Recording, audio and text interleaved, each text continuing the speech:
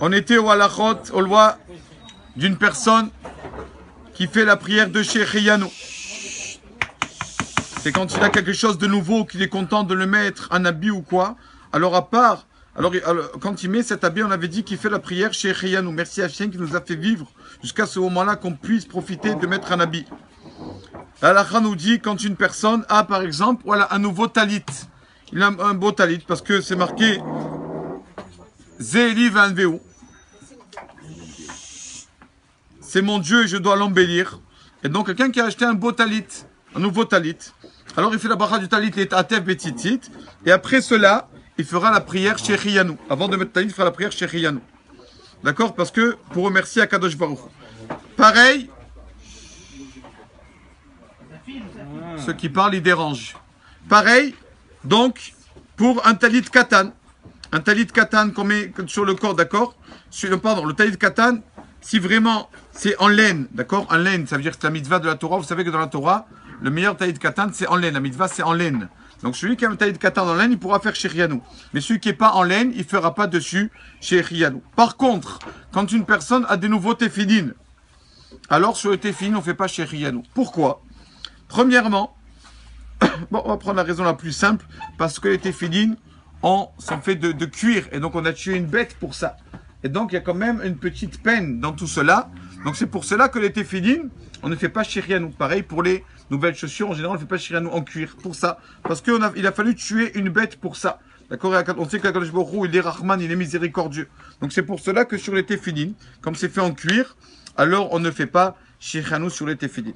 Aujourd'hui, en Rosh Chodesh, Cheshvan, le deuxième mois de l'année, on a fini le mois de Tishrei, on est le mois de Cheshvan. Normalement, ce mois s'appelle Cheshvan. Mais nos sages nous disent que ce mois est venu devant Akadosh Baruch Hu, l'ange de ce mois, et dit Hachem, regarde le mois de Tishrei, il y avait plusieurs fêtes, Rosh Hashanah, Kippour, Sukkot, Shana Haba, Shmini Atzeret, Simchat Torah. Regarde le mois prochain, il y a Kislev, Hanouka. Moi, j'ai rien. Moi, le mois de Cheshvan, j'ai rien. Il n'y a aucune fête. Hachem, il lui a dit, toi, on va te monter de grade. Tu t'appelles pas Cheshvan, tu t'appelles Mar Cheshvan. Monsieur Cheshvan. Monsieur Cheshvan. Donc ce mois ne s'appelle pas Cheshvan, il s'appelle Mar Cheshvan. Monsieur. D'accord? Pour donner de l'importance. Pour donner de l'importance à ce mois. Mar Cheshvan, ça vient aussi du mot Merachashin, murmurer, chuchoter. Qu'est-ce qu'on murmure? Qu'est-ce qu'on chuchote?